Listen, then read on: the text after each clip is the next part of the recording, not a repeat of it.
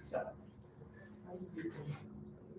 So I wanted was Okay. I watched that and then once I did a really old Burger King commercials. I watched it again, the whole thing, and the top comment was like, imagine you're Reeves and Terry Bradshaw.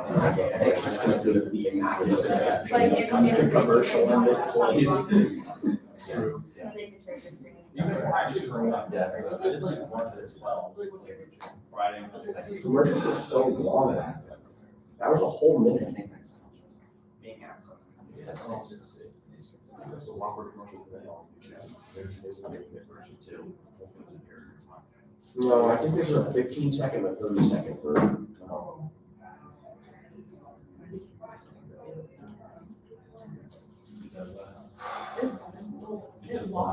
I was watching the 49ers game, then Brock Purdy went out, then commercials, next. There's the new one, there's the international sandwich. I mean, I feel that way, but like also I just 49ers fan don't have any like coding or like offline work this semester.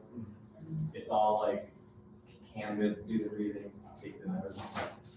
So I care less. Like all International burgers also different. in some ways, like The it's original chicken is so magnificent. There is really no equivalent unrivaled.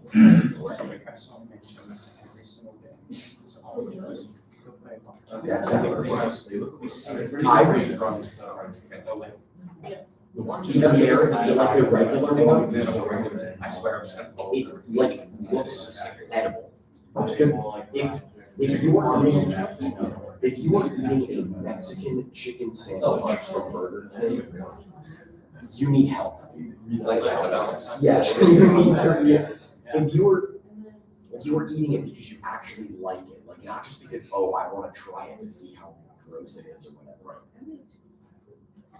Or, well, maybe not necessarily to see how gross it is, but just to say that you've had it. Right? If you're not just getting it right. Yeah. No, I just prefer the tour of Italy from Olive Garden. Oh yeah. It's a tour of Italy from Olive Garden. Cause like you just.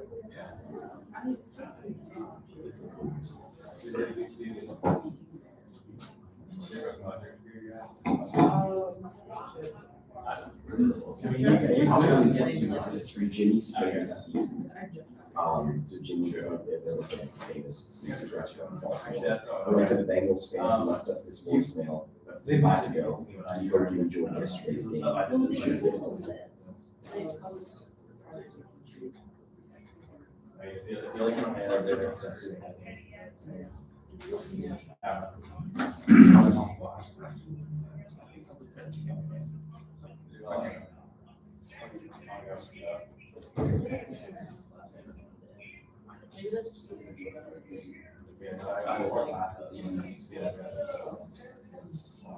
All right, everyone, get started now.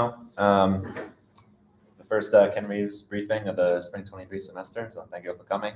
Super fortunate to have Dr. Nese here, give today's presentation, so without further ado, Dr. Nese. Thank you. It's always a pleasure to do this. Ken Reeves was a friend of mine. We graduated together from Penn State in 1983, which dates me. Ken died tragically in an accident, 8 years ago. He was always very generous with the department with his time. And he was instrumental in starting these weather briefings as a collaborative effort among the department, AccuWeather, and the Weather Service. And so, with his widow's permission, we named the briefings after Ken. So, the highlights, this is a mainly blah pattern. I mean, if you're looking for big storms in the eastern United States. Mild today, it's already near 40 out there. Generally colder after today. There'll be one day, perhaps Thursday, ahead of the next real cold front when it warms up a little bit. Right now, there's this very slow-moving front that's gradually crossing the state from northwest to southeast. As you'll see, the Weather Service even analyzes it as a stationary front right now. And then there's a series of weak waves that'll slide along this front the next few days, but most of the precip stay south of here. The biggest news I could find is the more significant cold front goes through Thursday night, and behind it we might actually get 2 colder than average days in a row, which doesn't seem to happen very much here this winter. And some serious Arctic high pressure actually settles into the northeast, if you believe the models. And they all seem to be consistent. Some of them having as strong as a 1045 high in the northeastern United States Saturday morning, which would mean it'd get really cold here Friday night. Big snowstorm potential was very low here the next 7 days. Here's your CLIMO for today. Believe it or not, we've reached the bottom and we're on the way up. These numbers for whoever's doing this next week, most of these numbers will be 1 degree higher than you see them here. Sunrise and sunset, we finally break above the 10-hour barrier. Today, 10 hours and 3 minutes with the sun above the horizon. The sun is still rising and setting quite far south of east, however. 23 full degrees, so if you know where east is and where west is, watch where the sun comes up. It's still very much in the southern sky. We're gaining about 15 minutes of daylight per week now, so we're on a good trend there. Of course, the rate at which we're gaining daylight will maximize at the equinox in March. So those are all my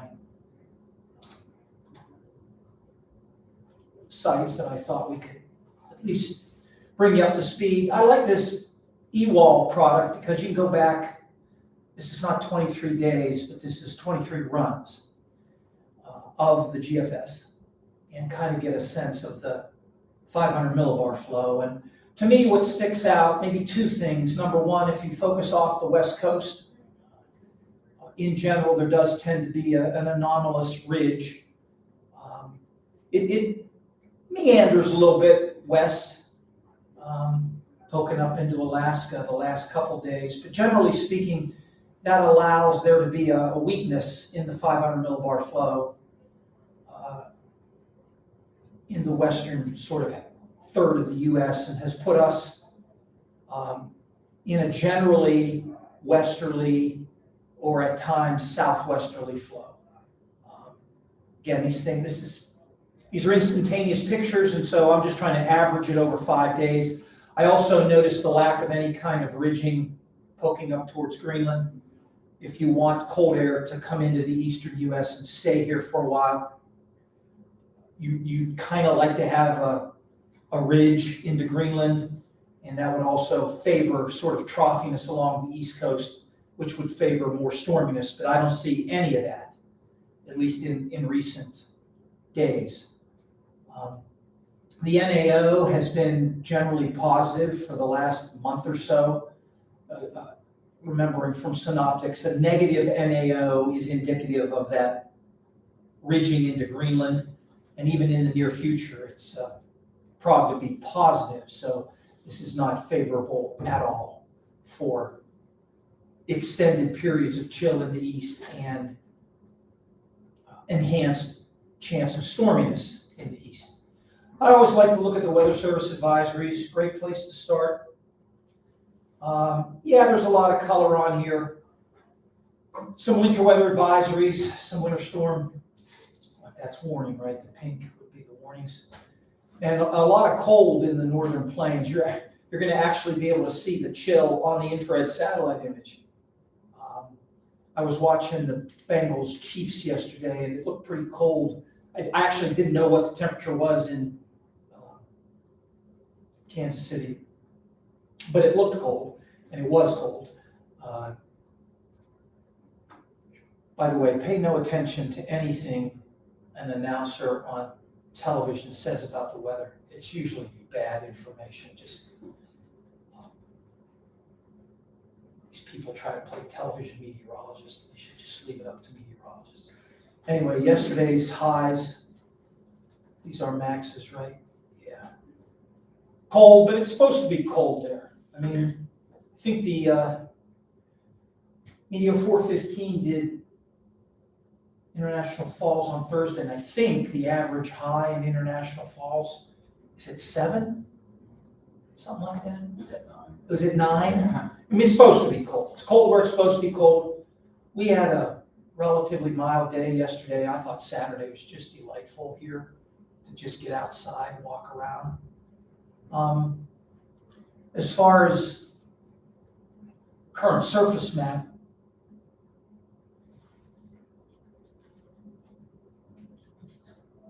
there's that analyzed stationary front more or less across Pennsylvania right now.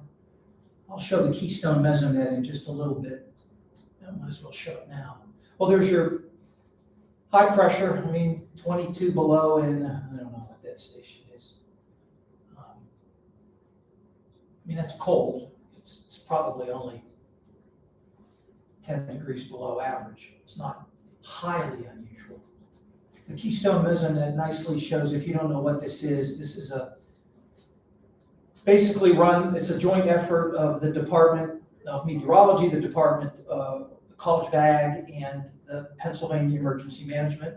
And you can see the winds in northwestern PA have generally gone to more of a northerly component on the other side of that stationary front. And in southeastern PA, still a lot of southerly component, going to get up into the low 50s in southeast PA today. The temperature in northwest PA probably won't go anywhere today. There's your most recent analysis. I love this SPC mesoscale analysis page. You get the isobars every 2 millibars. Pretty strong high pressure over the central plains, and that front is in this, when a front is in a trough marked by a 1022 isobar, it ain't much. Of course, it's not about the absolute value of pressure, but even the gradient between the high and the trough is kind of a joke. Versus climatology for this time of year, you can see temperatures departure from, and also those numbers are, it seems awfully large. Temperatures, that's temperature, right? Yeah, that's temperature. I would not have guessed minus 34. Okay, if you say so. I would not have guessed that these numbers would be that far below average. Oh, but it's not the overnight low anymore. It's compared to 14Z. Okay. So that minus 16 there on the South Dakota-Nebraska border is 34 degrees below where it should be this time of day. So the temperature there should be, at that location, should be 18 right now if we were average. Here in PA, we're still on the generally warm side and got some double-digit climatology departures. And in fact, in eastern Pennsylvania, it's a top 10 warmest for this time of day, for this time of year, for this day of the year. And just some station models. Nice to look at station models so you can see everything. What do we have here? What's that? Parentheses around the dot. Does that mean, anybody remember all their station model symbols? When the parentheses are around the dot, does that mean in the distance, or does that mean it just ended recently? I can't remember. I need to go look it up. But on the cold side, you've got some light snow in Erie and Bradford. There was a lot of fog being reported this morning. I had a friend driving in from Elk County this morning telling me that it was kind of foggy along Interstate 80. Visible satellite image. Some nice breaks in the clouds southeast of the mountains there.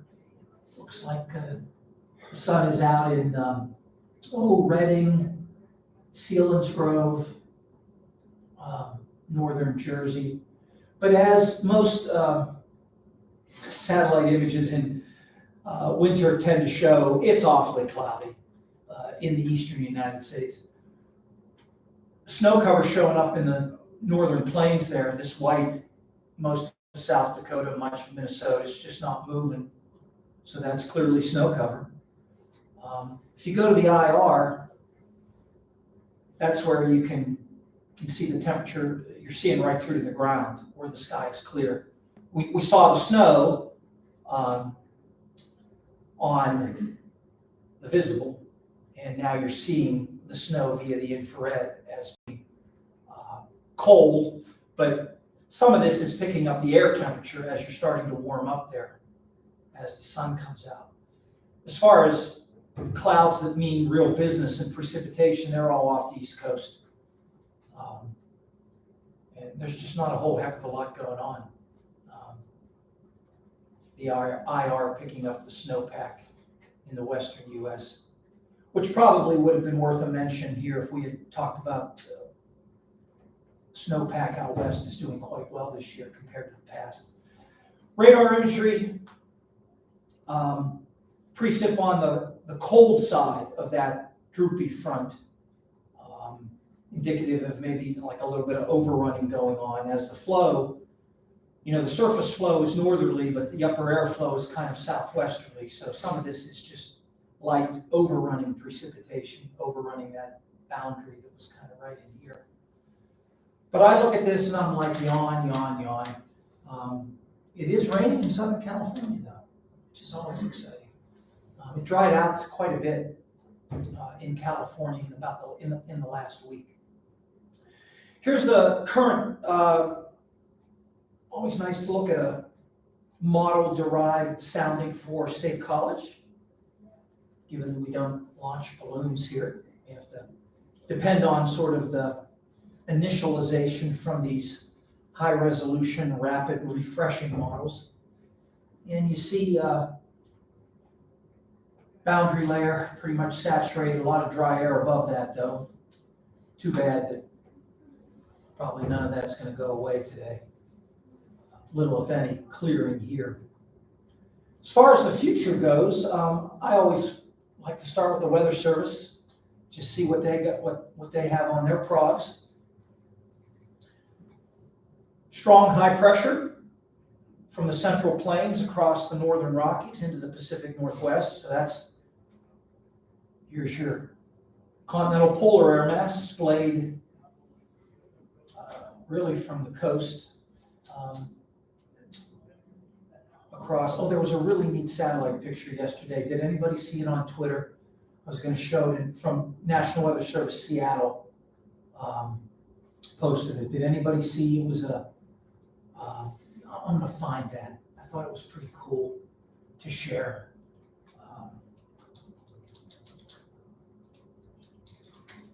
Might have to log in here and remember. Do I have to log in to get National Weather Service? I can do a search without being logged in, right?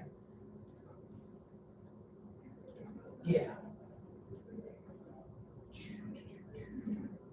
I thought this was fabulous. I hope, yeah, you can appreciate that's just fabulous with the, some snow in some of these coastal mountains and then the Cascades and then essentially the rain shadow that is the eastern side of the Cascades shows up, just the dryness and the clear, this is all snow cover out in here. I just thought that was pretty cool. This time of year, you don't get a lot of clear days in the Pacific Northwest. I mean, this is their rainy season. But I thought that was really nice. And that jives pretty well, I think, with the, where was I? Oh, here, yeah. Jives pretty well with that front having backed all the way to the coast and high pressure just dominating. But this suggests these weak waves, if you look at Pennsylvania, just weak, very weak waves. And then that front sags south tomorrow, and then so those weak low pressure systems generally to our south. Possibility that a little bit of snow, light snow, could be thrown north here tomorrow night.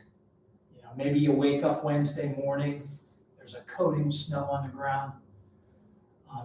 Wednesday, actually, when we look at the progs, has the potential to get a decent amount of sunshine here. So it looks like it really dries out in the boundary layer by the time we get to Wednesday. Yeah, so always like to look at the ensembles just to get a sense. This is the GEFS, the 6Z run. 12Z is not out yet. I really do love this time of year when all the models come in an hour earlier. You can actually get the GFS by 11 o'clock in the morning and the European at a reasonable hour in the early afternoon. And then we have to spring ahead at the beginning of March and ruin all that. But I'll take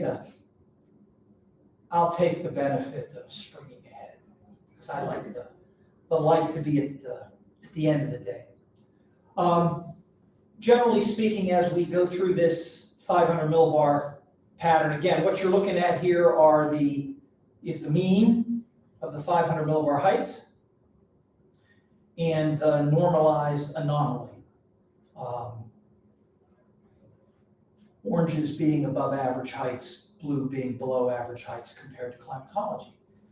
And so Pennsylvania today, we remain kind of in this westerly flow, even maybe a bit of a southerly component to it.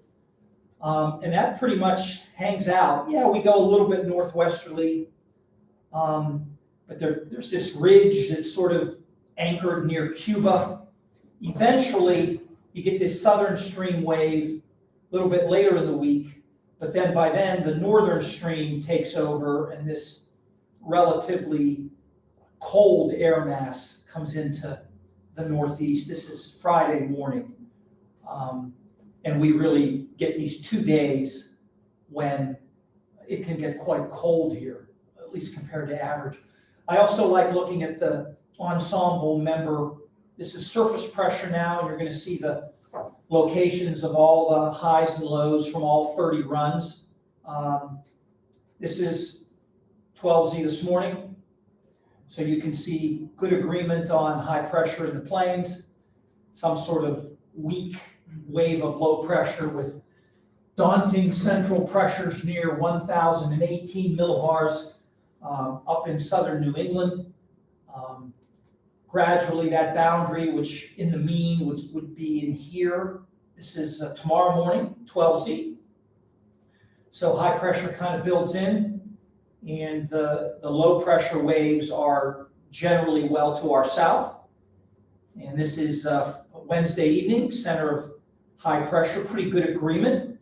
We get the center of a decent area of high pressure, 1032, 1029, crests over us later in the day Wednesday.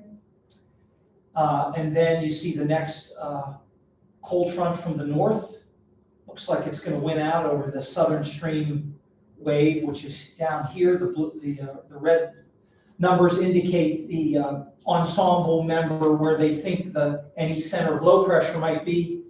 And then I was really impressed by the agreement. This is Friday morning, so you're talking 4 days out. Really good agreement on a pretty burly center of high pressure, making a beeline for New England. And some of those numbers in there, 1,041, 1,042, I'm pretty sure I saw 1,050 in there, right there. You don't see too many, in my experience, you don't see too many 1,045 or 1,050 millibar highs in the Northeast.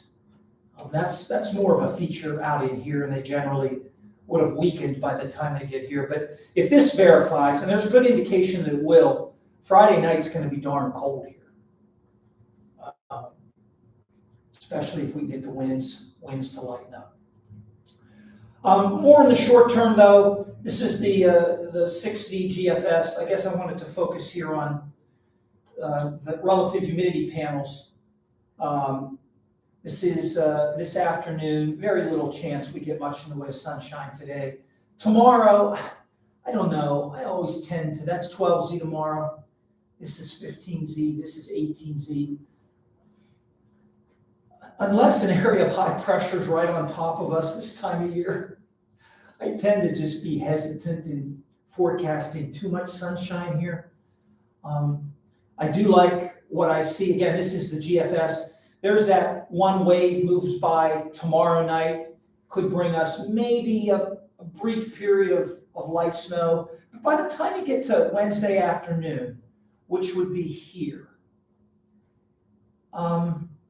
yeah, northern PA is still cloudy, but I do see signs at 850 and 700 of some drying. Of course, we can just go look at a SQT, which we might as well do that. Just take a look at what the GFS on Wednesday afternoon looks like SQT-wise. Again, this is just one run. This is a deterministic model sounding. But, you know, it's a chilly day. But to me, if that verifies, we're going to have a decent amount of sunshine on Wednesday, and I'm kind of leaning that way. Yes, it'll be cold, but the sun will be out, and you'll be feeling better out there. You know, sunshine always makes you feel, I don't know, this time of year makes it feel 10 degrees warmer to me over a, you know, cloudy day. So I'm kind of liking the Wednesday, cold but sunshine. I like this website from a professor at Embry-Riddle, Sean Milrad. Never met him, but he actually does some derived quantities. So this is temperature advection from the GFS. Cold advection is blue, warm advection is the reds and the oranges. This is at 850 millibars. And so this is today, this afternoon, and tonight. So we're cold advecting at 850 tonight as that front slinks south of Pennsylvania. So we're on the cold side, low level cold advection. And this is now tomorrow, and tomorrow night, and Wednesday. Still kind of cold advecting Wednesday. And then it looks like we warm up a bit on Thursday ahead of that next front. So it looks like Thursday temperatures rebound a little bit.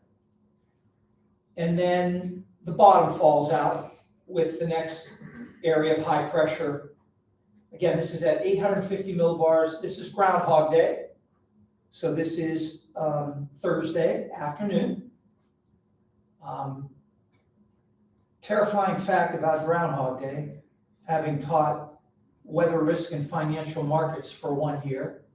Punxsutawney Phil's prediction actually moves the natural gas futures market. It's just terrifying. So if you have inside knowledge about whether he's going to see a shadow or not, you could probably short sell some natural gas futures and make money on Thursday. It's absolutely terrifying. What people look for, it's horrific to think that a groundhog could briefly move the market.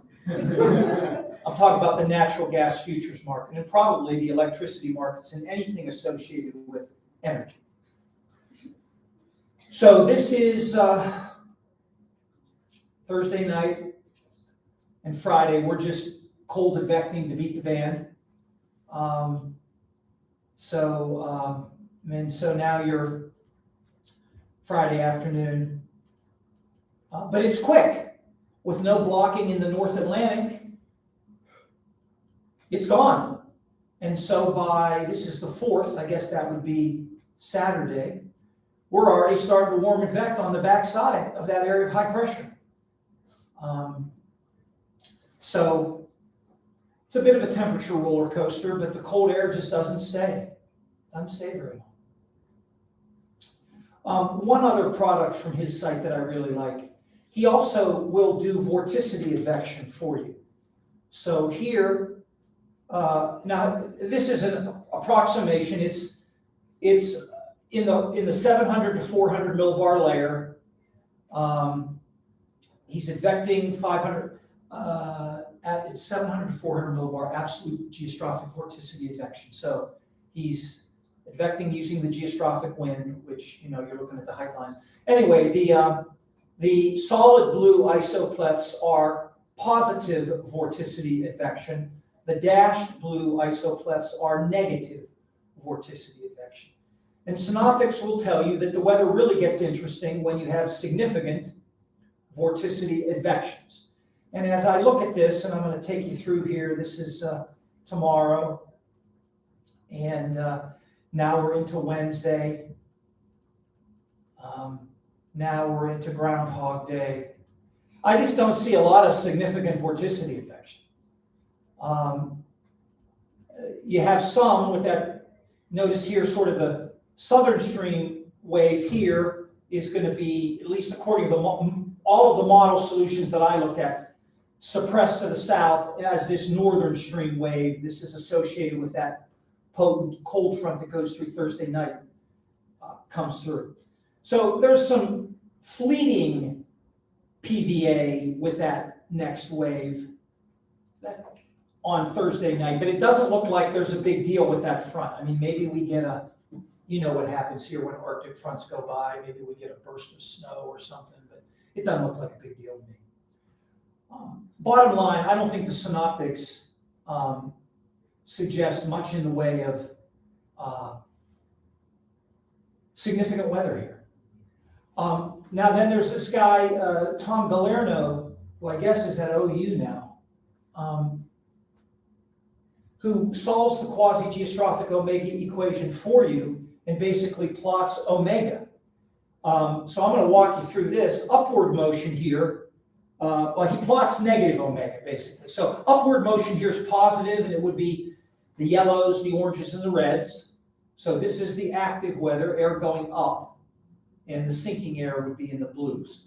So taking you through this week, solving the quasi-geostrophic omega equation, focusing on Pennsylvania, you know, there's just not a lot of color.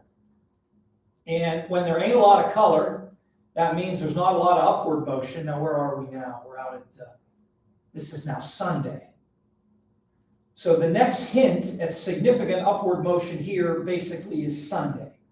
If you look at the GFS and you solve for these synoptic scale forcing mechanisms.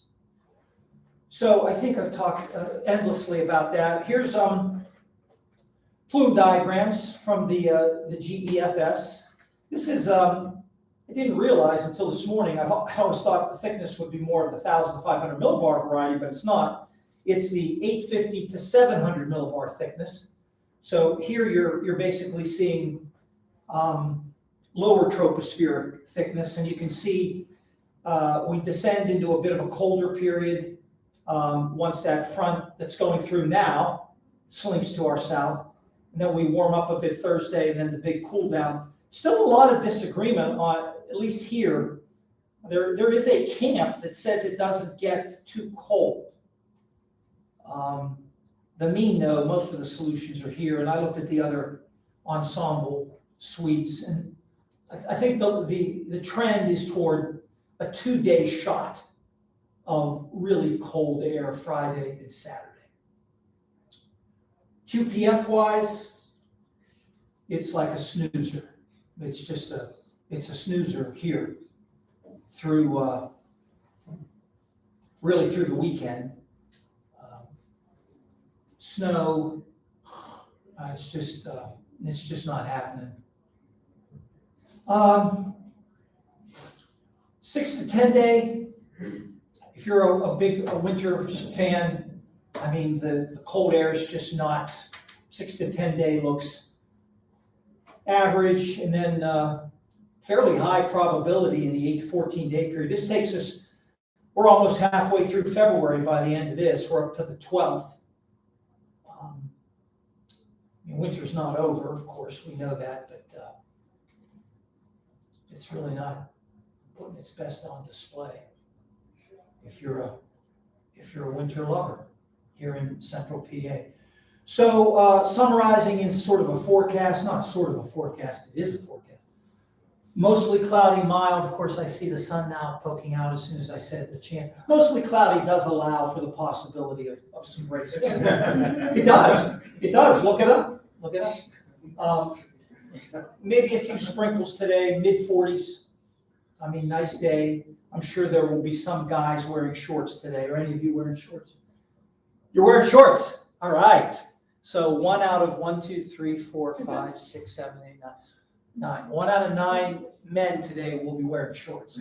according to the small sample size. You ladies are smart enough, right, to not wear shorts on a day like today.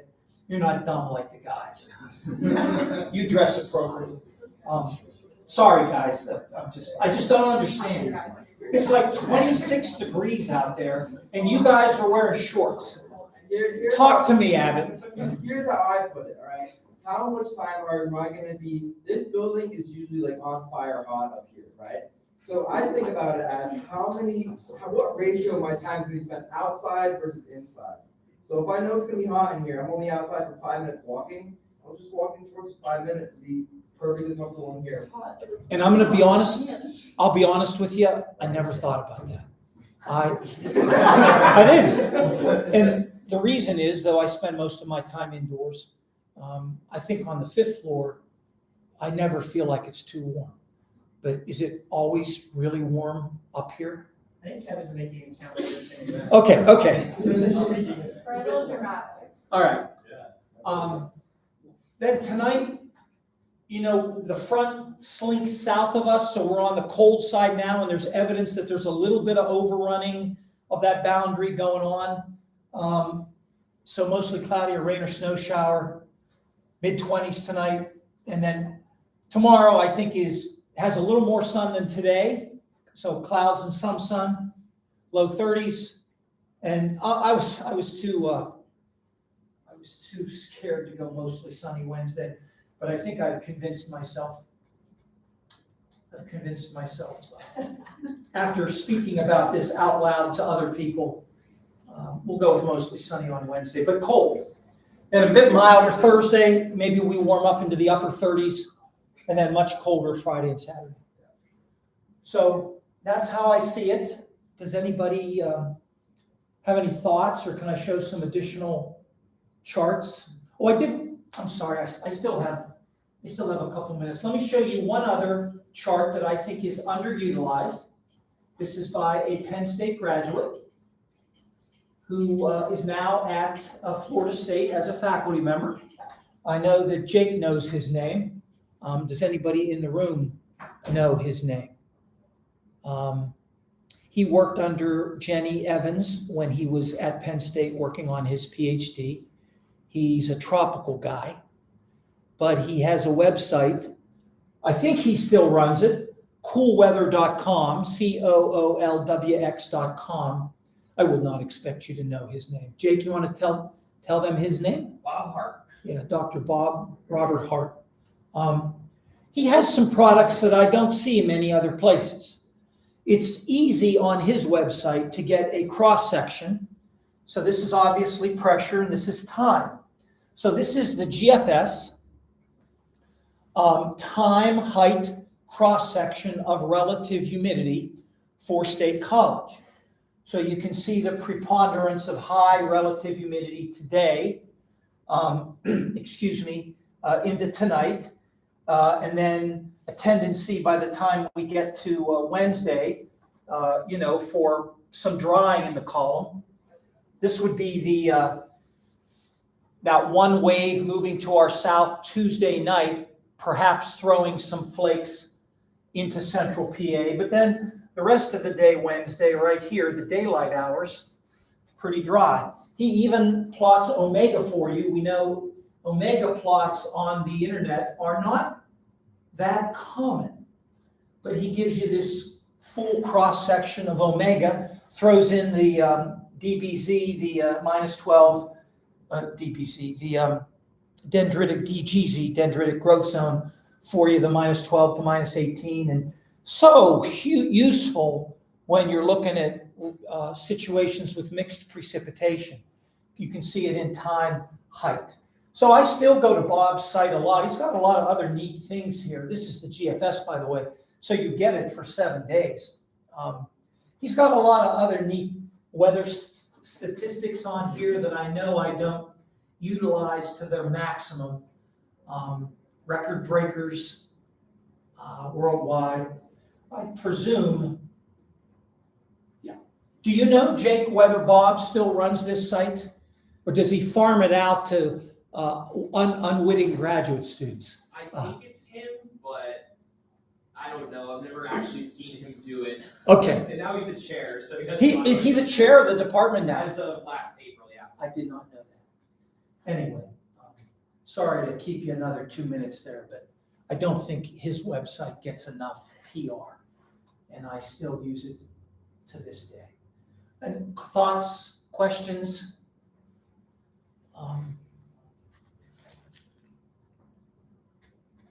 Well, I do appreciate y'all taking time today to stop by, and are there any donuts left? There are still some. There are If you still. get a donut, feel free to come on. Yeah. Thanks for the invitation. Thank you, Dr. Nese. You bet. We have Rob Leidick next week. You're also interested in coming at the same time. Yes. I'm gonna put these outside. Wait. Don't put them outside until everybody who was good enough to come to this gathering should make sure that they have first dibs. I know. Oh, the funds, that's nice. Yeah, it's true, yeah. Thank you for that Groundhog Day tip. Yeah, so you want me to invest in, West Tower? Or maybe I'm telling you, check out the natural gas futures trading prices on Thursday Oh, man. when word gets out of what Phil forecasted. It's just terrible. I haven't gotten a chance to invest otherwise yet. I did see the email. Figured I'd see you. You're welcome, gentlemen. No? You sure? I shouldn't have to. Okay. You should? Why not? You're watching. Are you worried about your weight? Yes. Does this have custard in it or the I white? think that's a Boston green. That's the white or the custard? Yeah, okay. This one's, It's not green. Jelly. I'll tell you that much. can I breathe on it a little more? That one's great. Oh, this is the white cream? Yeah, it's like that one. That's like my favorite one. This is one of my favorites, yeah. I You love know, I still like the simple ones where they just sprinkle sugar on it. Yeah, right? You know, a cake donut with a good coating of There's no sugar. reason to complicate it. Exactly. This duck donut thing, I don't get it. Don't, they weigh like 2 pounds, don't they? I don't get They're that. like, Yeah, they weigh you down, it's too complicated. and they cost Too many It's calories. $5 a donut. Is that what they charge? Wow. But it's believable, right? Am I still being broadcast? Oh, we probably are. No more watching. I should shut that off. Yes, I didn't say anything inappropriate, did I? No, I'm just giving donut recommendations. I guess we just lost our duck donut sponsorship.